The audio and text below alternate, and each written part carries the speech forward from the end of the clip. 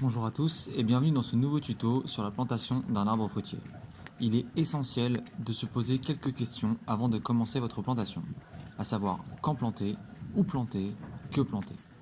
Concernant le quand planter, on considère que le 25 novembre à la Sainte-Catherine, tout bois prend racine. Où planter? En fonction de votre terrain, vous devez choisir votre emplacement judicieusement. Dans cet exemple, le terrain est très drainant. On a donc choisi un creux pour bénéficier des eaux de ruissellement. Attention, l'écart entre chaque arbre varie. Pour les petits arbres comme le pêcher, comptez 3 à 4 mètres. Pour les arbres moyens comme le pommier, 5 à 8 mètres. Et pour les grands arbres comme le cerisier, 15 mètres. On aborde la question du que planter.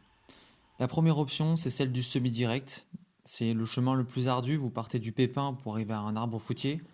La récompense sera énorme, mais si vous êtes un débutant, nous vous déconseillons de prendre cette option. La seconde, c'est celle du sillon. Le sillon, c'est un arbre qui a 1 an de vie, qui a été greffé, très sensible au replantage, mais si la prise est bonne, vous aurez de longues périodes de récolte. La demi-tige est un arbre fruitier de plus de 3 ans de vie, qui produit donc des fruits rapidement, mais qui est malheureusement moins endurant que le sillon sur le long terme. Si vous voulez des résultats immédiats, c'est la demi-tige qu'il vous faudra. Nous voici donc enfin arrivés à l'étape du comment réaliser la plantation de son arbre fruitier. Donc en premier lieu, les outils nécessaires, pelle, pioche, fourche pour creuser le trou, des récipients pour apporter de l'eau en conséquence et une brouette pour amender et apporter le compost nécessaire. Donc petit 2, creuser le trou profondément. C'est important d'aller au-delà de la couche dure du sol. L'objectif étant d'aider votre arbre à qu'il développe ses racines autant horizontalement que verticalement. Veillez aussi à ne pas mélanger la couche supérieure de la terre avec celle que vous venez de creuser. La couche supérieure est généralement beaucoup plus riche que celle en profondeur. Puis, on va chercher à amender notre sol. On va donc déposer du compost au fond du trou qu'on va mélanger avec la couche inférieure du sol. L'avantage du compost, c'est de alléger le substrat et de faciliter la prise des racines. Attention, mettre au fond du trou une poignée d'ortie fraîchement cueillie, c'est un mythe. Effectivement, l'ortie aurait du mal à se décomposer si profondément enfouie dans le sol, et l'apport d'azote que vous espérez n'aurait jamais lieu.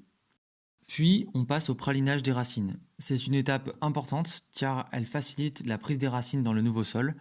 L'idée est simple, il s'agit de mélanger les racines avec une sorte de bouillie, un mélange de terre et d'eau, pour que les racines soient dans un environnement plus propice à leur développement. Après avoir mélangé le reste de compost, un peu de terre de profondeur, de l'eau, vous allez obtenir une sorte de bouillie bien épaisse. C'est dans ce mélange-là qu'il faudra planter votre arbre fruitier. Ainsi planté, vous allez remuer votre arbre fruitier de bas en haut, de manière à obtenir un effet ventouse. Celui-ci signifie que l'arbre est bien arrimé au sol, que l'eau s'est bien infiltrée dans tout le système racinaire. Veillez surtout à ce que la greffe reste au-dessus du mélange. Celle-ci ne doit pas être enfouie sous terre. Rebouchez votre trou avec la terre de surface et formez une rigole. L'objectif de cette rigole est de maximiser les apports en eau. Enfin, si ce n'est pas fait, taillez vos branches. Effectivement, le repiquage est un moment de stress pour votre arbre. Son système racinaire n'est pas encore fonctionnel, et si les besoins des feuilles en minéraux ne sont pas assurés, l'arbre pourrait mourir. C'est pour cela que la ramure est réduite lors du repiquage.